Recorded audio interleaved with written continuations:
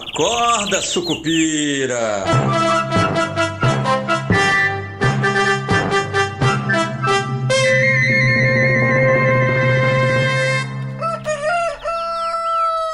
Bom dia, pessoal, sejam todos muito bem-vindos, sejam todas muito bem-vindas. Esse é o nosso Acorda Sucupira do dia 30 de maio de 2025, sexta-feira. Eu sou Rodrigo Oliveira e olha só, hoje é o último dia para você declarar o seu imposto de renda. Se você ainda não fez, não começou, está com preguiça, não se preocupe, mande logo para você não pagar a multa e no fim de semana você senta, aí vai ter que sentar e fazer, você manda a retificadora com tudo certinho, tá bom? Porque ninguém na Receita vai trabalhar no fim de semana, então fiquem tranquilos. Eu imagino, tá? Não quero falar aí que, né? Olha só. Bom, hoje a gente tem alguns dados importantes, tem o resultado do setor público consolidado aí do Banco Central, que deve apontar superávit primário de 18,750 bilhões de reais. Ontem o Tesouro Nacional mostrou o superávit primário também do governo central, né, de 17,8 bi. No acumulado aí do ano já tem 74 bilhões, que é o maior desde 2022. E também aponta aí que a gente, segundo o Rogério Ceron, do Tesouro Nacional, estamos aí a caminho do equilíbrio fiscal, né? Pelo menos por enquanto, a gente está assim em 12 meses com um déficit em 0,02% do PIB, o que está muito bem, obrigado, né? É claro que tem aquelas gambiarras, aquelas coisas, mas de qualquer maneira é melhor, inclusive, do que a gente pensava, né? Bom, além disso, tem o resultado do PIB, né, para o primeiro trimestre, que deve vir em 1,5% de alta, e muita gente apontando aí como um dos motivos para isso a liberação do FGTS no primeiro trimestre, esse mercado de trabalho que ainda está forte. Aliás, ontem a PNAD mostrou a queda do desemprego para 6,6%. Vocês vão lembrar que eu falei em 6,9% ontem, que era antes do número, obviamente. O desemprego sairia então de 7% para 6,9% de acordo com as expectativas do mercado.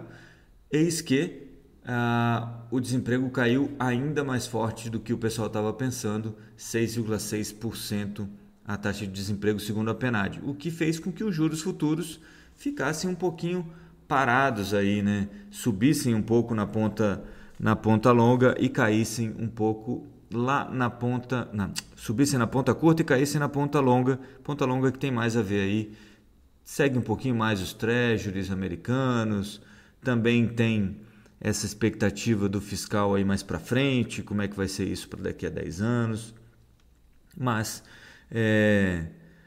acabou que não teve um movimento muito forte e a tendência continua de queda de fechamento aí dos juros futuros em função do encerramento do ciclo de alta da Selic, apesar desse mercado de trabalho muitíssimo aquecido, né? O pessoal entende aí que isso deve mudar a partir desse segundo trimestre e do segundo semestre, né? No começo do segundo semestre, lembrando que as altas nas taxas de juros começaram, o ciclo de alta começou lá em agosto do ano passado e, como eu venho repetindo já há algum tempo, o resultado, o impacto, a transmissão do aperto monetário para a economia real, ela fica aí, acontece entre 12 e 18 meses, né? Por isso que a gente tem que esperar bem ainda para saber qual o efeito desse aperto monetário que começou lá no ano passado e que aparentemente se encerrou em maio. Ontem eu falei na live do YouTube, aliás, nosso YouTube está quase naqueles 500 inscritos, né? Lembrando você que ainda não se inscreveu no nosso canal do YouTube, para se inscrever lá no canal Esquina Sucupira. Estamos com 484 inscritos até agora, faltam 16 para a gente chegar na marca dos 500 inscritos e aí podemos ter aquela área de membros, né? Onde as pessoas podem não só colaborar e apoiar esta empreitada do Esquina Sucupira financeiramente, mas também a gente pode criar espaços específicos para os membros, como vídeos educacionais ou curiosidades destinadas somente para membros, além do Super Chat, que é habilitado também pelo YouTube quando a gente alcança essa marca. Não é automático, obviamente, não é 500 e aí amanhã essas coisas começam a funcionar. Tem que pedir para o YouTube, mas não deve ser muito demorado. E depois disso, rumo aos 1.000 inscritos, né? Afinal de contas, como diria a Dilma, quando chega na meta, a gente dobra a meta. E é assim que a gente está trabalhando.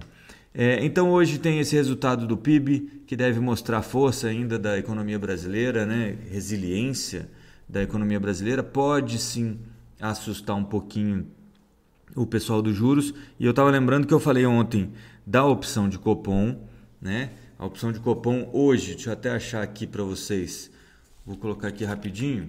A opção de Copom hoje está em 70 mais ou menos, 70% de probabilidade para manutenção do, aliás, você vê, caiu para 66,18 ontem, né, basicamente. Isso aí já chegou a estar em 82% de probabilidade e agora está num dos níveis mais baixos aí, o nível mais baixo desde 16 de maio e é um dos níveis mais baixos desde 30 de abril, perdendo aí em pouquíssimas situações. Lembrando o seguinte, então como é que funciona a opção de Copom que eu falei ontem? Você compra a opção por esse preço aqui, essa probabilidade é um preço e ela é uma aposta, tá? Então você vai pagar hoje na opção R$ 66,18, fora alguns custos aí de transação, etc e tal, mas vamos ficar com o preço de tela aqui, R$ 66,18 para você que está apostando, e isso é uma aposta mesmo, eu vou explicar por que é já, mas é uma aposta, você que está apostando que o Banco Central, assim como eu estou, não vai subir os juros na reunião de junho, né, de 17 e 18, é isso? 11, qual é a data aqui? 17 e 18 de junho, não serão, os juros não serão alterados, ele vai ficar onde está, e aí você paga R$ 66. Se isso se provar uma realidade, você ganha R$ 100. E se o Banco Central aumentar ou subir ou reduzir os juros?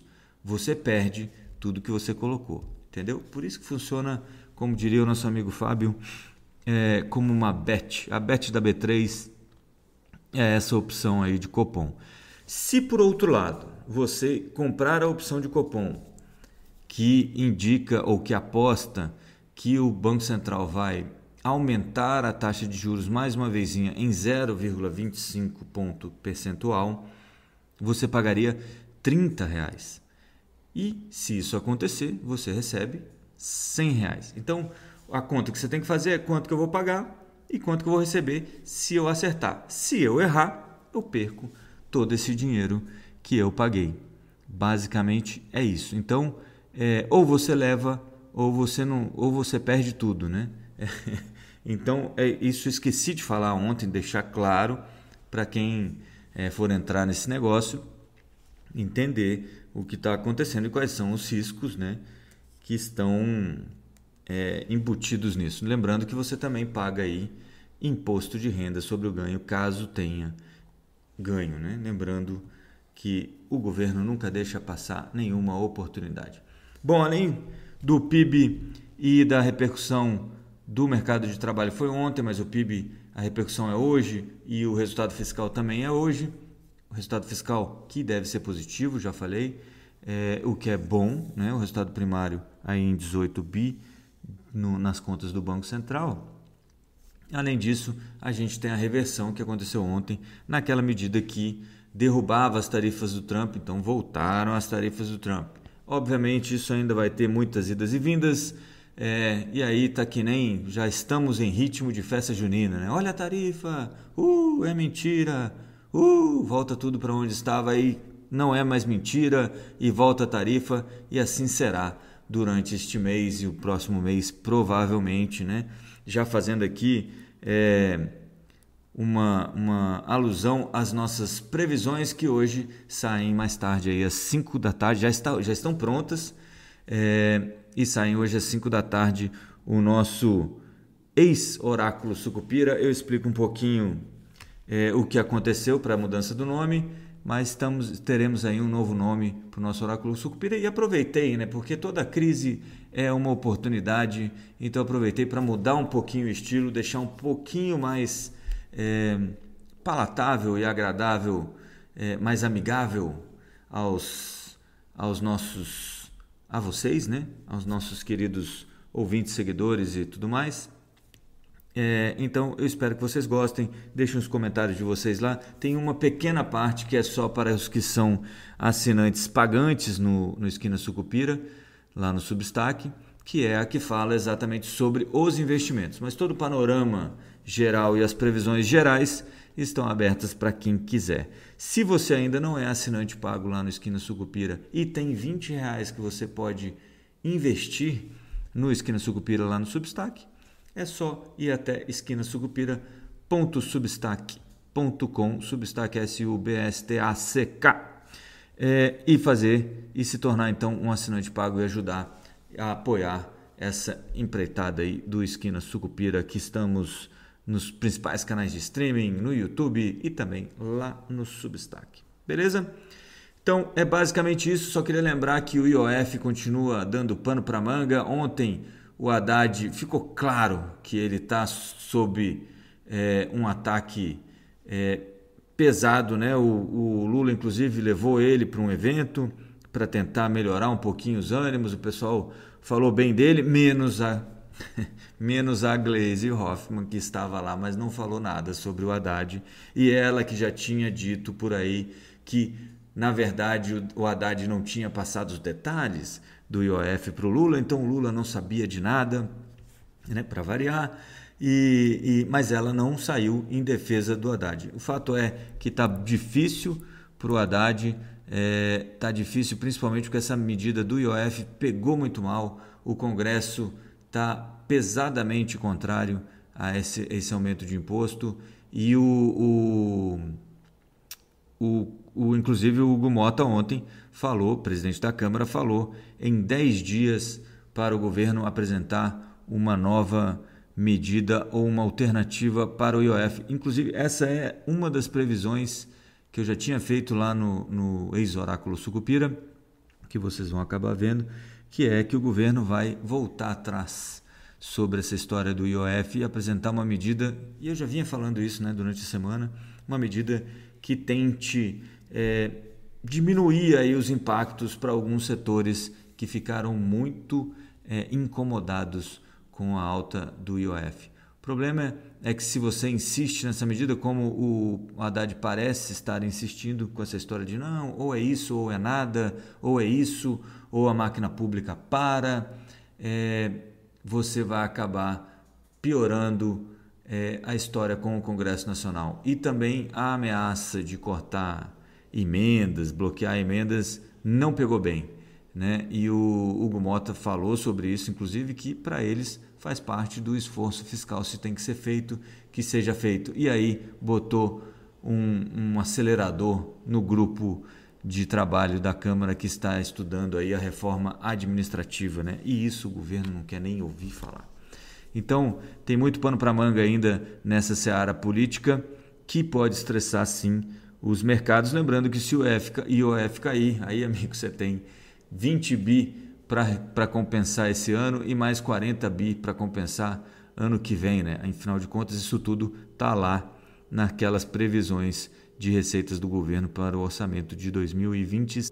Por falar em previsão de receita, também vale a pena destacar aqui aquela medida de isenção do imposto de renda para quem ganha até R$5.000 por mês continua tramitando, e o Arthur Lira já disse, que o Arthur, que é o relator da matéria, já disse que se não houver uma compensação adequada para estados e municípios, porque eles perdem arrecadação com isso, né? Se você arrecada menos imposto de renda, vai menos dinheiro para o Fundo de Participação de Municípios e Fundo de Participação de Estados, então eles recebem menos dinheiro lá na ponta, né? E eles querem um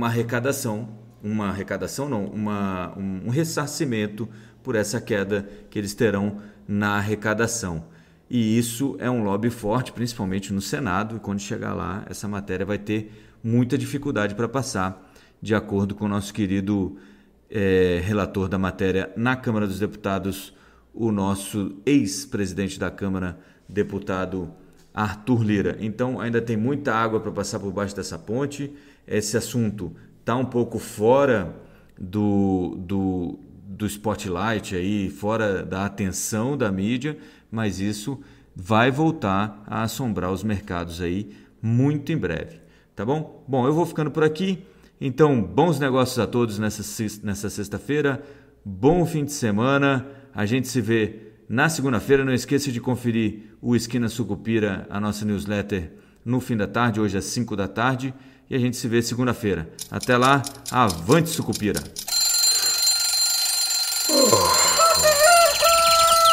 Acorda, Sucupira!